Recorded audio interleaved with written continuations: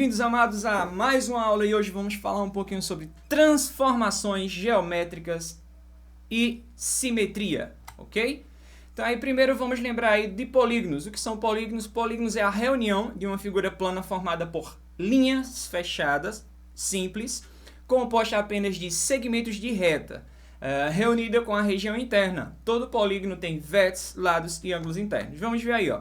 Nesse plano cartesiano nós temos aqui, ó, um trapézio em que temos aqui que os pares ordenados, aqui no valor de x e o valor de y, lembrando aqui eu tenho o eixo x e aqui eu tenho o eixo y, e os vértices são esse daqui, esse aqui, esse aqui e esse aqui, que são exatamente os pares ordenados do meu plano cartesiano.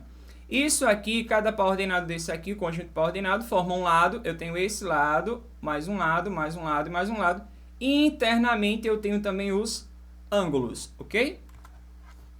Em polígonos, assim como em outras figuras geométricas, podem ser aplicadas transformações geométricas, que é o que nós vamos ver a partir de agora. Algumas transformações podem ser feitas com esses polígonos dentro do plano cartesiano, sem que eles passem por deformações. Eles não vão ter deformações no seu desenho original, e aí a gente vai ver isso. Ele vai ter algumas transformações, mas ele não vai ter essas deformações, ok? Eles vão permanecer a mesma figura, a gente vai ver claramente que continua sendo um trapézio, enfim, se for essa figura que a gente for usar, beleza? Exemplo, nós temos a ampliação e redução. Nós temos aqui, ó, o polígono A aqui pequenininho, ó, que tem aqui as coordenadas, os pares ordenados dentro do plano cartesiano, e aqui nós temos um polígono maior. E nós vemos claramente que esse aqui é uma ampliação desse. E se formos ver por outro lado, nós temos que esse daqui é uma redução desse aqui. Amplia, aumenta, redução, reduz, ok? E aí nós temos que um fator. O fator de ampliação é 3. Por quê? Porque se nós formos levar em consideração a base desse trapézio, ó, 1, 2, 3, 4 unidades de medida, 1, 2, 3, 4, 5, 6, 7, 8, 9, 10, 11, 12 unidades de medidas, ou seja, nós tínhamos uma razão aí, um fator. O fator é 3 porque foi multiplicado 4 vezes 3 e eu tive uma base maior, que foi 12. A mesma forma foi desse lado, ó. 2 vezes 3 eu tive aqui, ó, 6. E aqui na altura eu tenho 2 vezes 3, eu tenho 6 também, ok? Então, meu fator de ampliação foi o quê? Foi 3. E qual seria meu fator de redução? Se eu pegasse o trapézio B e eu fosse reduzir ele, e ele me desse esse trapézio menor aí. Esse trapézio menor ele tem um fator de o quê? De 1/3. Isso quer dizer o quê? Que foi dividido por 3 para me formar essa redução do trapézio maior. Beleza? Tem o mesmo formato do trapézio original, alterou a posição e aumentou o tamanho sem sofrer deformações. A gente vê claramente que é a mesma figura de um tamanho numa proporção maior ou numa proporção menor, redução e ampliação. Beleza? E aí nós vemos a reflexão.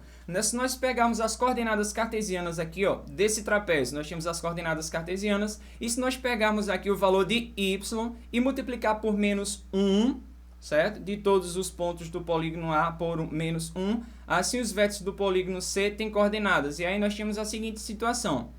As coordenadas, nós vamos mudar as coordenadas do valor de y, e aí nós vamos formar um novo trapézio dentro do plano cartesiano, só que em outro quadrante. Lembrando aqui que nós tínhamos 4 quadrantes, esse é o primeiro, desse outro lado seria o segundo, o terceiro e o quarto quadrante, porque é o que? Em sentido anti-horário, certo?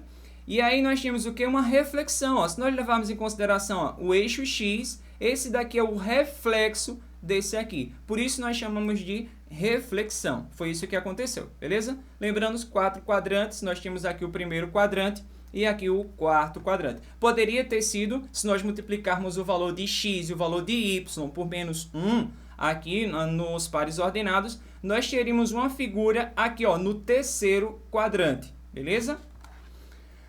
Ampliação e redução com o uso da malha quadriculada. Então, vamos ver aí uma situação agora. Para fazer uma ampliação de fator 2 do polígono 1, mostrado é o seguinte. Então, nós vamos fazer uma ampliação, que seria o fator o quê? O fator 2, e vamos pegar o polígono 1 e transformar num polígono 2, usando o fator 2, ok? Então, nós temos esse seguinte polígono aqui. Vamos levar em consideração que aqui nós temos o quê? 3 unidades de medida. Se nós vamos usar o fator 2, a minha ampliação vai ter o quê? 6 unidades de medidas. Aqui eu tenho 1, 2, 3, 4, 5, 6 unidades de medida. A minha ampliação vai ter o quê? 12 unidades de medida, já que eu estou usando o fator 2. E aqui a altura, ó, 1, 2, 3, 4, 5, 6. Qual vai ser a minha altura? 12 também. Então, eu vou ter o quê? Uma ampliação, que é exatamente essa daí, ok? Para obter a imagem ampliada de uma figura, o fator de multiplicação deve ser um número maior que 1. Já para a redução, esse valor deve ser um número menor que 1. Ou seja, para nós ampliarmos, nós temos que usar um número maior que 1, ok? Porque se nós usarmos 1, vai me dar a mesma figura, todo número multiplicado por 1 é ele mesmo, ok? E aí, para reduzir, nós temos que usar um número menor que 1, que foi aquilo que a gente viu anteriormente, que usamos 1/3, beleza? Para ampliar, um número maior que 1. Para reduzir, um número menor que 1, ok? Simetria. A produção de mosaicos em que um padrão, também chamado motivo, se repete envolve diversos conceitos matemáticos ligados a figuras geométricas e simetria. Vejam aí, nós temos a situação aí de mosaicos, certo? Esse daqui, calçadão, nós temos aqui, e eles são simétricos, ele tem uma simetria, e a gente vai ver aí o que é essa simetria. Você pode verificar se uma figura plana apresenta simetria, traçando uma linha reta que divide a figura em duas partes, de modo que, dobrando a figura nessa linha, as duas partes se sobreponham e coincidam. Se essa linha reta existir, a figura apresenta simetria e a linha é um eixo de simetria da figura, que é isso que a gente vai ver agora. Vejam só a imagem dessa borboleta. Se nós pegarmos aqui, ó, e traçar uma reta aqui, essa retinha vermelha, e dobrarmos a borboleta, ela vai ficar simetricamente igualzinha, ela vai sobrepor uma parte sobre a outra. Já se nós marcarmos o eixo de simetria aqui, ó, aqui eu não tenho uma simetria, porque essa asa daqui, quando ela dobrar, ela não vai se sobrepor uma sobre a outra, ok? Espero que vocês tenham entendido. Simetria, nós marcamos um eixo de simetria e dobramos, se ela se sobrepor, então ela é simétrica, beleza?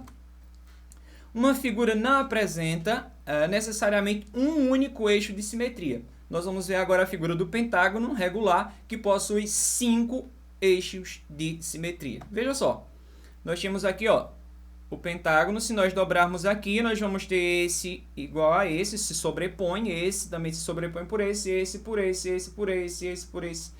5 vezes, né? Então nós não temos apenas um eixo de simetria, mas nós temos 5 eixos de simetria. Simetria de reflexão ou axial. Quando duas imagens são reflexos uma da outra e esse reflexo se dá em relação a uma linha, dizemos que é a simetria de reflexão e a linha é seu eixo de reflexão, ou ainda que as figuras são simétricas. Vejam só, nós temos aqui o eixo, e se nós dobrarmos, uma vai se sobrepor sobre a outra, e aí nós temos uma reflexão. Foi aquele caso que a gente viu anteriormente. Aqui, mais um exemplo de reflexão, nós temos que lembrar aqui, ó, que a distância aqui, ó, no eixo de simetria tem que ser a mesma, ó, unidade. Se a distância entre o eixo de simetria de uma figura e da outra for diferente, então não é uma simetria de reflexão. Então, nós não temos uma simetria, beleza? Então, a gente tem que ter muito cuidado em relação a isso aí, porque o eixo de simetria tem que ser igualzinho aí à distância de um para o outro, ok? Simetria de translação. Vejam, nessa situação aqui, eu translado. A figura foi translada para aqui. Ela passou, ela andou um pouquinho, ela correu para o outro lado. Só que na mesma distância, ó, nós temos que ver aqui, ó, quantas unidades de medidas foi daqui para aqui, ó? 1, 2, 3, 4, 5. Então, aqui o ponto A, ele andou aqui para o ponto A', 5 vezes. O ponto D para o ponto D', também 5 unidades de medida. O ponto C para o ponto C', 1, 2, 3, 4, 5 unidades de medida. E o ponto F, também 5 unidades de medida. E assim sucessivamente. Todos os pontos têm a mesma distância, a mesma unidade de medida, beleza? Isso nós chamamos do quê? De translação, simetria de translação. E a simetria de rotação, pelo nome você já deve imaginar. Ó, a figura B é simétrica à figura A. Por simetria de rotação, ó, nós temos aqui essa figura. ela não é reflexo dessa, certo? E ela também não sofreu uma translação, ó, porque o lado dela aqui mudou. Ela simplesmente girou no ângulo anti-horário, girou no ângulo anti-horário 180 graus, ó, e ficou aqui, ó, igualzinha a figura. Ela só mudou de posição porque ela girou nesse ângulo, então ela é o que? Uma simetria de rotação, ok? Agora é com vocês, dá um printzinho na tela, copia no caderno, responde, beleza? E aqui mais 2 questões. E por hoje é só, meu querido, minha querida. Um cheiro no coração e até a próxima. Tchau!